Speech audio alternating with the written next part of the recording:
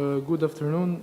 I'm Veljko Marinović from Department for Hydrogeology, Serbia, and today, as Abe said, I'm going to speak about the role and importance of hydrogeology in the creation of river basin management plan at the regional scale. So, during the last decades of the 20th century, there have been many attempts to regulate water management issues and promote concept of the sustainable development at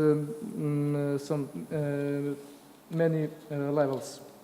One of them was adopted in October 2000 and called the Water Framework Directive, which is the most important document for regulating the water management issues. The main aim of a Water Framework Directive is to preserve, protect and improve the environment and water quality by implementing a river basin management plan, which is the documents for water management that include determination of main principles for exploitation and protect of water resources. Main river basin management plans are implemented at different levels, which means that with increase of scale, level of details in those plans are also increase, and that is the definition of the ratio effect. So, speaking of which, in creation of river basin management plans in ex-Yugoslavia region, there is two river basin management plans that were implemented during the day, and it's river basin management plan of the Danube and of the Sava river, but on a national level, the situation is different from country to country. For example, in Croatia, the river basin management plan is completed yet, but in, for example, Serbia or Montenegro is just in preparation. Every river basin management plan has its own hydrogeological part or a section pertaining to groundwater, which include assessment of pressure of groundwater quantity and quality and determination of groundwater bodies status. There's also some basis for the hydrogeological part in every river basin management plans, which includes delineation of groundwater bodies and possibly their grouping, then assessment of groundwater quantity and quality, pressure, organization of a groundwater monitoring network, and programs of measures. So the first one is delineation of groundwater bodies, which is the very first step in the hydrogeological analysis of groundwater bodies. Unfortunately, there is no unique approach for delineation of groundwater bodies. There is just only suggestion by Water Framework Directive and their guidance document number 2. So the appropriate approach should be based on specific situation on the field. As I said before, detail and precision of groundwater bodies delineation depending also on ratio effect. So on this slide shows some concept of delineation and grouping of groundwater bodies, which include, for example, that borders of groundwater bodies must be delineated regardless of political or administrative borders, or that groundwater bodies comprise autogenic and allogenic part of aquifer recharge zone, which is also important for karst aquifer. There is also that groundwater bodies must be determined based on geological units and aquifer, and deeper aquifer must be taken into account. This slide shows different approaches on groundwater bodies delineation. On the right side, there is delineated groups of groundwater bodies in Serbia, which include also impervious rock units, while on delineated groundwater bodies in Bosnia and Herzegovina includes in Sava River Basin, just leaving out those impervious rock as non-delineated units. The second one is characterization of groundwater body, which is an unavoidable step for creation of conceptual models for each groundwater bodies, and the slide shows some parameters that must be taken into account in order to make some conceptual models for each of groundwater bodies. Those are permeability, recharge, hydrodynamic conditions, drainage, groundwater flow direction, relationship with surface with surface water and other aquifers, groundwater quality, and regime of groundwater.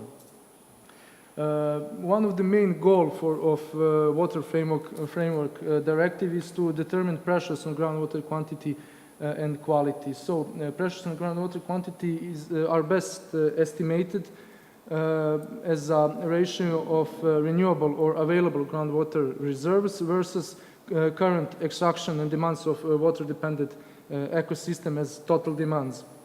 So groundwater budgeting methodology based on which we can estimate the pressures on groundwater quantity also depends on aquifer types and needs to be created based on those aquifer types. This map shows quantitative pressures of groundwater bodies in the Sava River Basin in Bosnia and Herzegovina, which means that most of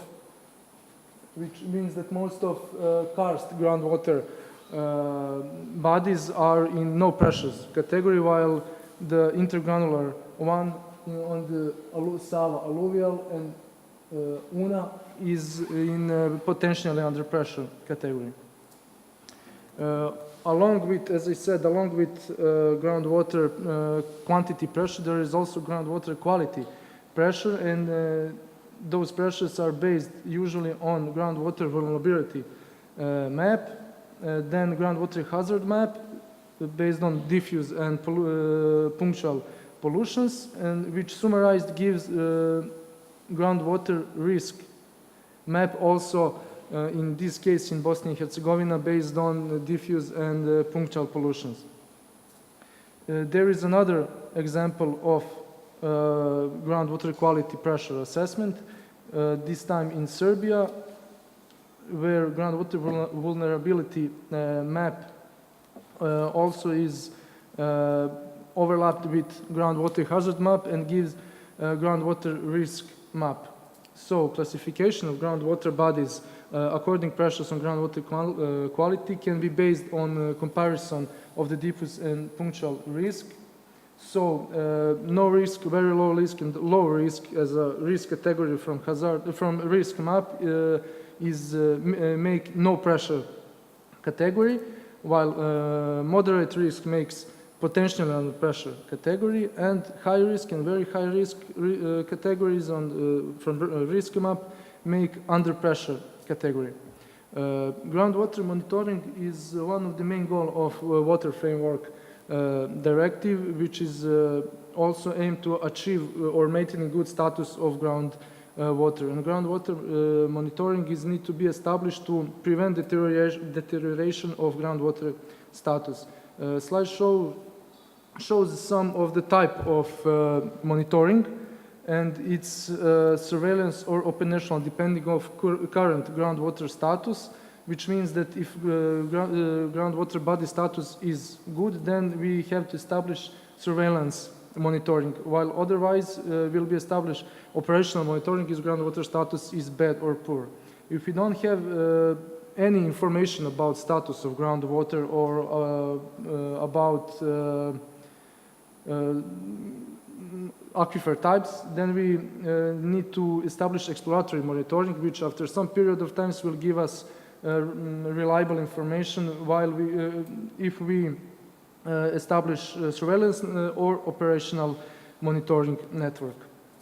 The frequency of groundwater monitoring also depends on groundwater body status, type of monitoring, and of course of types of groundwater monitoring. So frequency of groundwater monitoring for quality and quantity can vary from every day to monthly sampling, depending on also if it's karst or artesian or fissure aquifers. Program of measure are, let's say, basic part or essential part in every river basin management plans, and they results directly from assessment groundwater pressures on quantity and quality. Those measures are incorporated into Annex 6 of Water Framework Directive, and those measures should be applied in two aspects: to ensure the sustainability of groundwater quality and groundwater quantity. So the sustainability of groundwater quantity can be ensured by implementing the measures listed on the slide. So, for example, proper issuance of water permits and concession, or making efforts to decrease water losses in water supply system, or even activating new groundwater sources.